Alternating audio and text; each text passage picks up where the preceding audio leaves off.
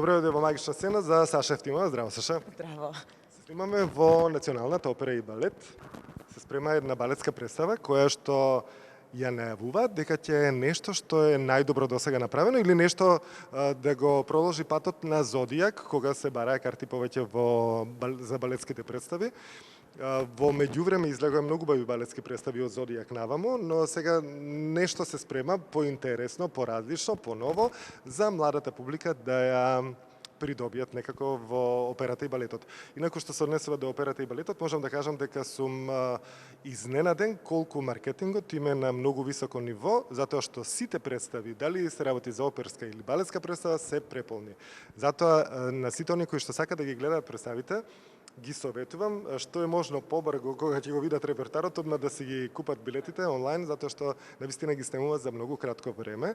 А за тоа се криви и оние кои што работат во операта и во балетот, кои што прават преубави представи, гледливи и интересни за публиката. Саша, прв пат се снимаме во магична сцена. И како е во магична сцена? Моментално во магична сцена се наоѓаме во својата матична куќа, така да магично, да.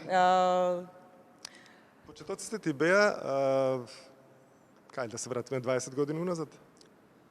Како почетоци на балерина или како почетоци? Почетоци на балерина. Многу одамна, значи почнав со балет на своја 7-годишна возраст. Да, така да сега идам во цутот на старите, можам да кажам. Иако годините мислам дека немаат никаква врска со тоа, едноставно како се грижи за своето тело, секојдневна вежба и тоа е тоа што те одржува и покрај годините кои што ги имам, а тоа не се малце години, 44 години и се уште сум активна на нашата сцена. Иако може би ускоро време би сакала да се тргнам, но сепак сакам да направам еден јубилеј и потоа можам комотно да се тргнам од сцената и нормално младите да можат што повеќе да играат. Затоа што сепак нели иднината станува на нив. Но можам да приметам, Саша, кога си ти на сцена, воопшто не се разликуваш од младите. Ти имаш таква конституција, таков физикус и си пазиш нормално. Затоа сето така да изгледа, затоа што како што старееме, сакаш неќеш се деформира телото. Годините си го прават тоа, но затоа кажав дека колку што повеќе се грижи за своето тело и нормално секој ден активно вежбаш, имаш проби, мислам дека тоа е тоа што го одржува духот млад, да кажеме на еден начин. И нормално младите кои што се секогаш околу нас и дружбата со нив, тоа е тоа што направи нас да останеме млади во духот пред се. За вас, девојчињата, уште како малечки, да речем 90% од прашањата што сакаш да бидеш, повеќе одговара дека балерина сака да бидат, или глумица, или балерина, но еве да речем балерина дека има под број 1.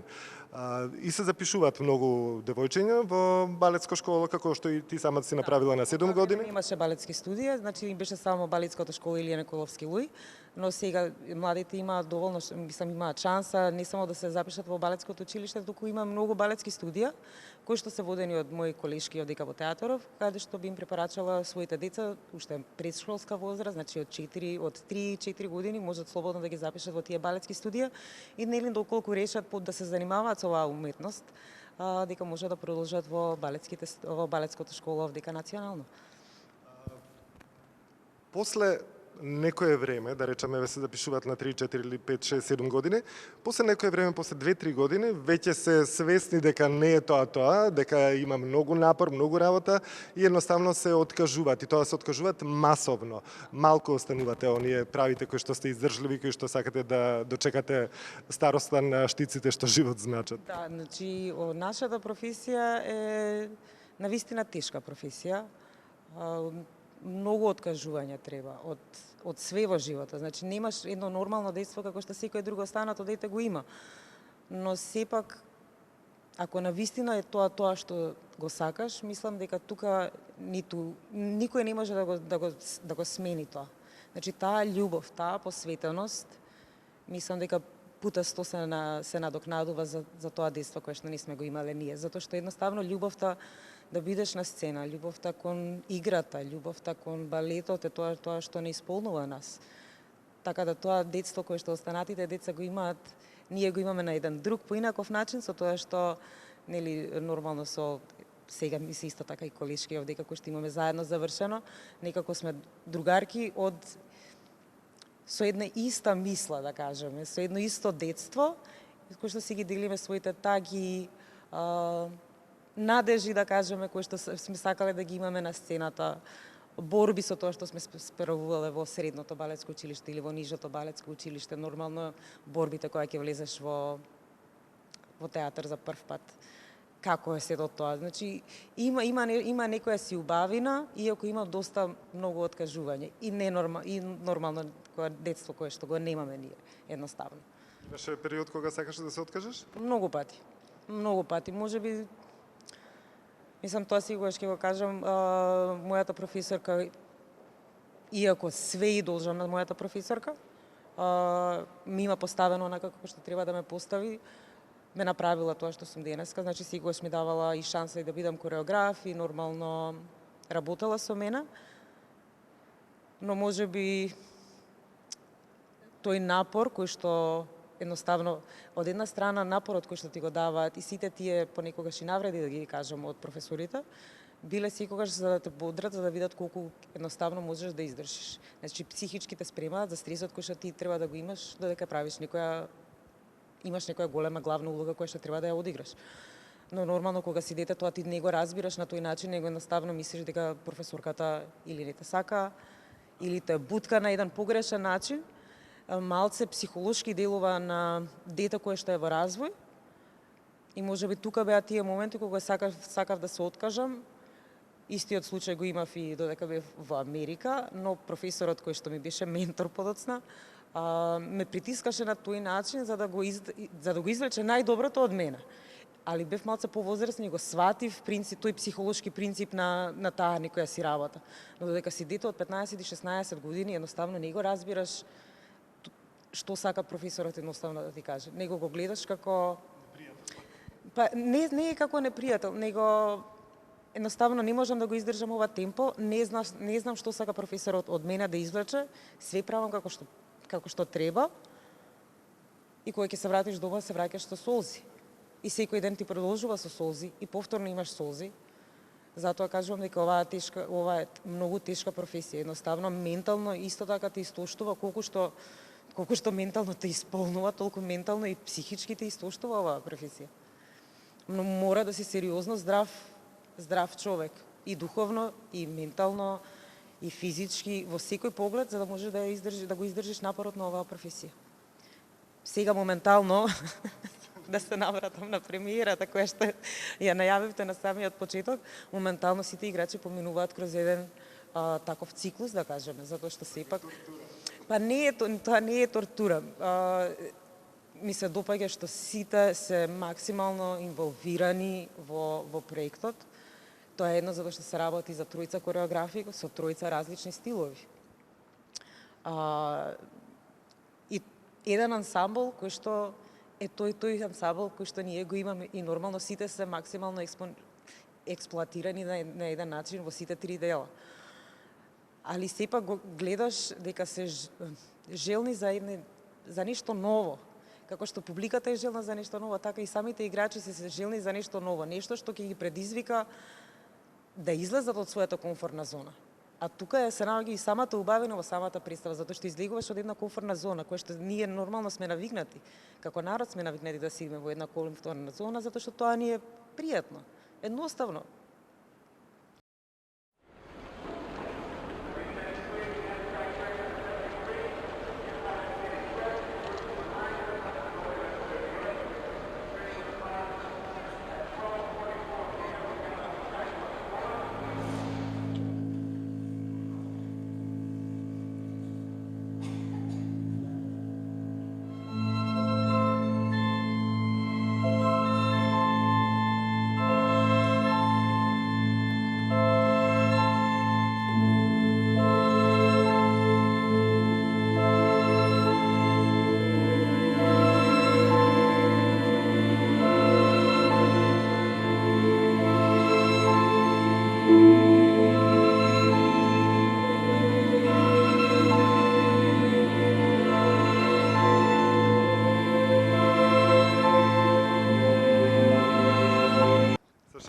Пошто ти се поминати вака многу генерации од тебе уште како мала па до денеска, има ли разлика во вие кога бевте Млади кога бевте балерини и овие сегашнава младина?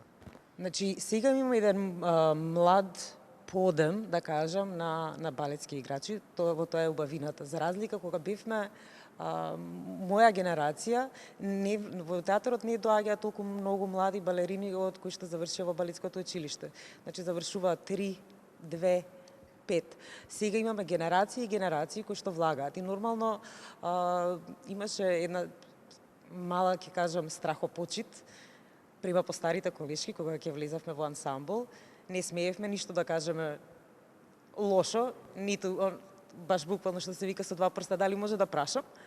А сега имаме еден млад подем на играчи, кои што нормално малци подругачие се растени, подругачие комуникацијата, затоа што сепак се млади играчи, а од постарите немаме толку многу играчи во ансамблот, иако имаме ансамблови играчи, но генерално младиот балетскиот ансамбл, така да повеќе комуникацијата е сосема подругачија од времето кога јас влегов во самиот театар. На времето, сега се враќам, јас имам 59 години скоро, се враќам кога бевме млади и за нас балерините беа врв на женственост, на нешто убаво. И секој од машките сака да бидат во друштво или со девојки да им бидат балерините. И балерините бевте многу популарни, да речам, сегде каде и да се одеше, дали се тоа забави, дали приватни забави. Оние кои што знаат што значи убавина, секако ги поврзуваат тоа со балерините. Дали до ден денеска е уште така? Па мислам дека веќе тоа не е така. Тоа е една генерација, може постара генерација која што беше актуелна во тоа едно време.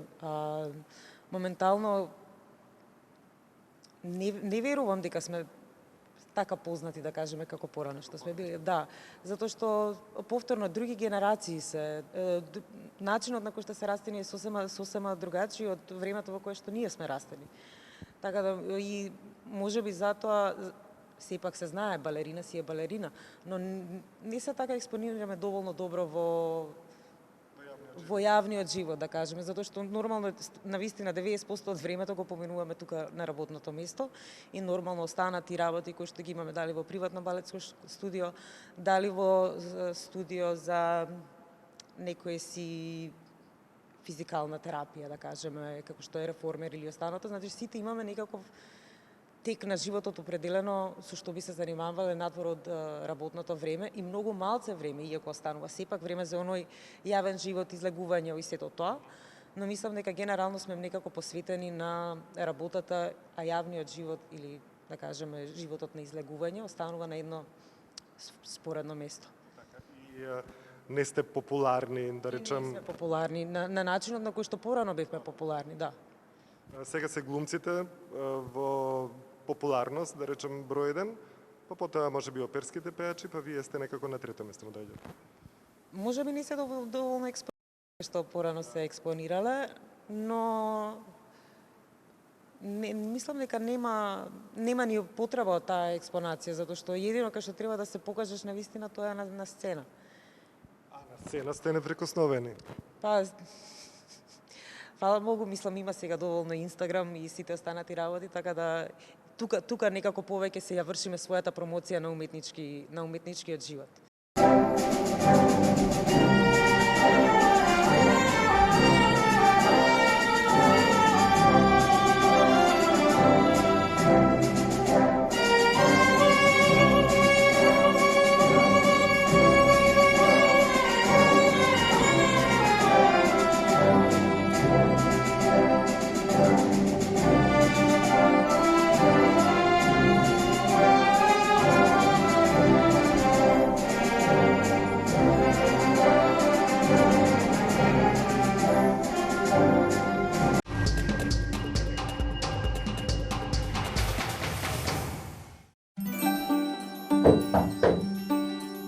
Ќе бидам краток. Вие знаете народот што сака. Ми треба идеалното новогодишно пакетче. Витаминка. Еве, има фрути. Хепи. И луп има.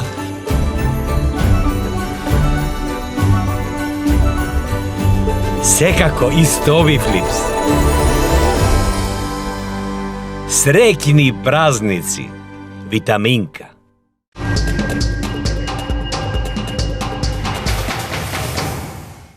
Ти кажа дека се уште и работиш како балерина и кореографиите ги правиш за представи или воопшто за некои подалечни дестинации каде што не работиш само за Македонија, туку работиш и воопшто и во Европа. Како почна соработката со тие европски куќи и како те откриваат, како оди во вашиот свет откривањето на талентот? Посебно за нас е многу тешко како кореограф да бидејќи доаѓаш пред се од една мала земја која што е тотално непозната во Европа, да кажеме во времето кога јас почнав да излагам надвор од државата, сето тоа е благодарение на мојот ментор Френк Андерсен, кој што беше долгогодишен директор на шведскиот балетски театар, потоа на данскиот балет исто така. Случајно се запознав во амбасада кај шведскиот амбасадор. Од тука почна нашата комуникација, беше заинтересиран за моите кореографии, затоа што тогаш 2005 година јас само што почнував со кореографија, затоа што првата моја представа е 2005 година овдека на сцената на македонска опера и балет во тоа време се уште беше. Дива љубов, прва моја представа. И некако таму почна целата таа соработка со Франк Андерсен, кој што нормално секогаш ми помагаше да одам дали во Грузија, дали во Канада, дали во Аргентина, дали во Уругвај, дали во Португалија. Секогаш имав некаков контакт со него и он е тој кој што ме промовираше во сите тие европски земји. Но откако се случи короната, нешто што за сите нас како балетски уметници, нормално и не само како балетски уметник, него и нормално беше еден период каде што не се знаеше што се случува. Балетските уметници можеби страдаа најмногу од проста причина што сите тие контакти некако замреа, затоа што не се знаеше исходот кој ќе биде понатака. Долго време чекавме нормално, 3 години чекавме да не пушта, што се вика. Нормално не можевме да патуваме ние кои што сме од оваа држава, поради сите тие паспорт кој што требаше, вакцинation паспорт и сите тие останати работи. И нормално во тој период се раѓаат и многу млади нови кореографи кои што сакаат да се експонираат и да работат. Така да нашата работа на тие што веќе луѓе сме ги пуштиле и сме работеле, некако се целата таа соработка некако замре. Но тоа не значи дека нема повторно да оживеат. Но ти работеше и тогаш? Работев за времето на корона, работев тука кај нас. Правевме нова премиера Болеро, можеби прва премиера во тој дел на време од корона, ако може да ја кажеме. И потоа бев во Естонија исто време за времето на корона, каде што држев часови по балет, правев 2 кореографии за компанијата таму која што секоја година организира. Оваа година исто така бев дел, наредната година повторно ќе бидам дел од нивната екипа. Короната не може да те спречи, Саша. Мислам, знаете како? Не запираш, не запирлива си. Не е дека не сум запирлива, него едноставно толку многу ја сакам оваа професија и толку многу сум насочена и влюбена во оваа професија да ја имав еден период додека беше короната, ја не знаев што ќе се случува понатака, дали ние воопшто ќе се вратиме на сцена. Малце имаше еден момент кога стварно си во неизвестно што би работел понатака доколку не би ја работел оваа работа. Јас го имам моето балетско образование, јас имам диплома која што сум драмски аудиовизуелен уметник. И што понатака? Останува статус кво ситуација и мене ми е драго што конечно све се баш посебно со Болерото кој што го работевме, кога го гледавме, секоја прва го гледав, жарот на играчите кои што се млади, перспективни играчи, кои што го гледат жарот дека навистина сакаат да се вратат на сцена и да играат. Тоа е тоа кој што го гледам како награда. И тогаш знаеш дека навистина ништо не спречува. Во работна облека си. Овие се на некој начин топлинки кои што Топлинки, да, овие се топлинки. Да, топлинки кои што ги топлат стопалата, бидејќи стопалата секогаш мора да ни бидат спремни за да влезеш на проба. Значи имаме рецимо 10-15 минути пауза, понекогаш може да имаш и пола сат пауза. И овие топлинки се тие кои што те држат во форма загреан, за да можеш комотно после да влезеш во сала и да продолжиш со проба од каде и да треба да се фати пробата. Повредите кај балетаните? Секојдневни, да не кажам. Јас генерално имам доста повреди направено во животот. Една која што многу долго ќе ја памтам, тоа е на мајски оперски вечери, гостување, двајца играчи беа од Болшој театар, јас си играв Паде Труа и ми пукна листот на сред ададжо во првиот чип и морав со куцење да се излезам на сцена. Тоа е можеби една од потешките повреди кои што сум ги имала до сега и кои што нормално цело време, константно си ја носам. Таа беше повреда негде 2008 или 2009 година, така нешто мислам дека беше. И од 2009 година до сега константно јас имам проблем со таа нога, но знам како да се носам со тоа. Многу финансии одвојуваме, ние како балетски уметници, многу финансии одвојуваме на физикални терапии, затоа што едноставно физикалните терапии се тие кои што те враќаат во живот или те враќаат на сцена, а од друга страна, тие физикални терапии кои ги правиш, а повторно си на работа секој ден, едноставно не функционираат на тој начин. Ние сакаме магија преку ноги да се случи, а магија преку ноги не се случува. Мислам, јас со својот лист, кој што кога го повредив, јас месец дена бев на штаки, не смеев уопште да сгазам и после тоа полека и полека се враќав. Но тој лист е оштетен, тој лист има таква мускулна меморија да знае на момент да ме штрекне онака како што ме штрекало порано и знам дека тука е моментот дека треба да прекинам, бидејќи ако продолжам понатака може да се случи истата повреда, а не би сакала тоа да се случи. Али многу играчи од нас имаме проблем со тие работи. Можеби и едниот фактор е да, прекумерна работа, а другиот фактор е тоа што нашата сцена е неадекватна моментално, толку години се поминати и треба санација на сцената. Треба да се купи дали нов пот. Нешто треба да се направи во врска со нашата сцена, како нашите играчи би можеле комотно и сигурно да играат на сцена, а не секогаш да излегуваме на еден начин со страф на таа сцена, која што многу сите ја сакаме. Ова што кажавме дека ќе се случува, премиерата на представата, кажи самата дека не работиш сама, вие сте 3 кореографи кои што работите, се работи за одбележување на 100 години од раѓањето на Ацо Шопов. Циклусот е молитви на моето тело од Ацо Шопов, тројца кореографи, Ивана Коцевска, Адријана Данчевска и нормално јас сум третиот кореограф. Драго ми е што за прв пат како ново нешто што се случува е тоа што влага човек од независната сцена на нашата национална сцена и мислам дека треба почесто да се прави соработка со независната сцена како национална институција и независна сцена, бидејќи едните од другите можеме многу да се научиме и многу да се надоградуваме и од едната страна и од другата страна. Така да самиот влез на еден надворешен член ја прави представата многу поинтересна, затоа што играчите се соочуваат со еден вид кој што не е типичен и органски на нивното тело, него е нешто сосема вон телесно, да кажам.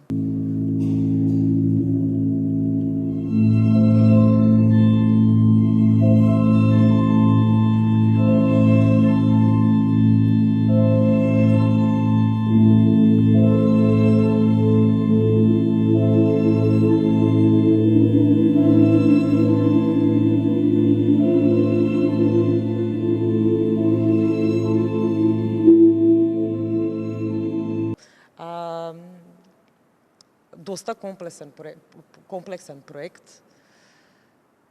13 уметници, колку што мислам дека се вкупно од целата екипа кои што работат на овој проект. Премногу очекувања. Истите работат со вас трите различни кореографки, така? Вклучен е целиот балетски ансамбл во трите дела, делумично. Во мојот дел има 33 играчи. Во вториот дел има 15 играчи и мислам дека има околу 10 или 12 играчи во првиот дел. Али тоа се едните исти играчи кои што ги се во сите 3 дела. А за тие 13 уметници кои што се вклучени, значи тоа се све надворешни соработници, кој е проекција, кој е фотографија, кој е филм, кој е нели костимографот Александар Ношпал, чија и уствари идејата за овој проект, кој што навистина се избори да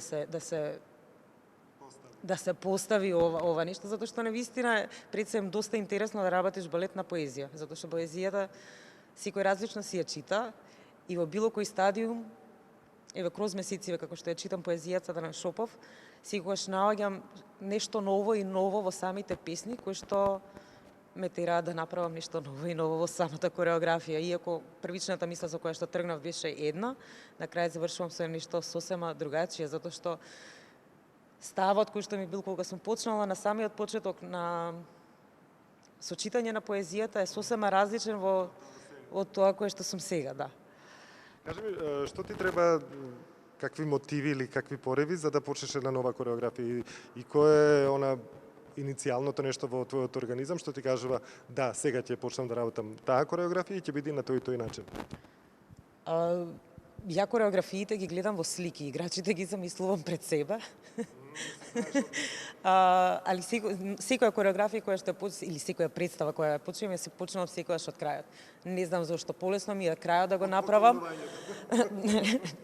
Крајот го правам, па после тоа се враќам на почетоците. Можеби е обратен процес од доста кореографии кои што го работат. Сум знаела и од средина да почнам, па да идам крај па на почеток, но никогаш ни една представа не сум ја почнала на почеток. Али секогаш играчите ги гледам пред себе и знам како треба да ги сврзам движењата. Тоа е едно и музиката е главното нешто кое што ме води како би биле тие движења и како јас ја гледам кореографата кроз мои некои си слики пред себе, да кажам. Музиката мора да има претходно цела направена па да почнеш кореографија или напоредно може да се работат? Значи, јас работам со Александар Пеовски. Неговото дело е малце поодамна поставено, но секогаш сум сакала да поставам балет на музиката на Александар Пеовски, така да ова некако ми беше прва шанса и права шанса да поставам барем 23 минути или 20 минути или 25 минути, небитно, на музика на Александар Пеовски. Адријана Данчевска работи со Александар Гроздановски, Херцел, долгогодишни соработници, и Ивана Коцевска работи со Дарија Андоновска, кои што исто така долго соработуваат Ивана и Дарија. Секој си го има определено својот со кој што соработуваат. Јас прв пат соработувам со Александар Пеовски и премногу сум задоволна од музиката која што он ја прави, затоа што има нешто што во неговата музика едноставно мене ме тера да креирам комплексни парчиња, да кажам на еден начин. Кога ќе ги споредиш, затоа што си била, кажа, и во шведски ансамбл, во дански, во Америка беше, кога ќе ги споредиш тие балети таму, тие, не знам како да ги кажем, институции нивни, која е разликата помеѓу нашава институција и тамошните институции? Кога работев во Њујорк на Њујорк Choreographic Institute, кај што бев избрана од тројца кореографи од целиот свет да работам со играчи на ABT School и играчи на New York City Ballet, само што влезени играчи на New York City Ballet, навистина е многу различен начинот на кој што они работат и начинот на кој што ние работиме. Второ, не можам да направам ни една компарација затоа што ние сме под државна капа, да кажеме, а сите тие останати компании во светот да имаат некој си мал дел кој што е спонзорирано од градот или од, да кажеме, од Министерство за култура, но генерално сите функционираат на принципот спонзори. Баш имав една убава прилика, додека бев во New York Choreographic Institute, кај што за 2 недели морав да направам кореографија со 12 играчи. Бевме на вечера со спонзорите кои што го финансираат New York City Ballet и кои што го финансираат школата на ABT. Иако чланарината или школарината на American Ballet School е доста висока, сепак има спонзори кои што ги финансираат и делумично децата кои што студираат таму. Така да беше едно необично искуство за мене да седам со луѓе кои што навистина вложуваат пари во уметноста. На жалост, кој што имаме кај нас многу луѓе кои што имаат многу пари, но некако уметноста им е на споредно ниво и никогаш не би инвестирале во една национална институција, во еден балет, например. Во една емисија за театар и за култура воопшто. Или во една емисија за театар и за култура, затоа што некако сега културата е ставена на едно најниско ниво, а знаеме дека културата е олицетворение на цела држава. Така, ние за жал 25 години денес, ова годинава е на магична сцена. Од почетоците до денеска ништо не е променето. Тука е нешто што можам да го поврзам со мојата представа, затоа што кај мене се вика представата In Perpetuum.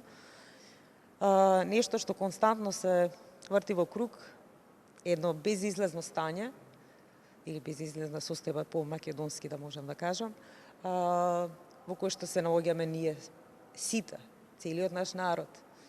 Така да сепак мора да има промени, мора да излеземе од тој некој си магичен круг, мора да инвестираме во магична сцена, мора да инвестираме во култура, мора да инвестираме во театар, мора да инвестираме во балет. Тоа е тоа што ние единствено нешто кое што може да го прикажеме на еден добар начин надвор од нашата држава се добри представи од наши режисери, добри представи од наши кореографи, добри представи од наши луѓе.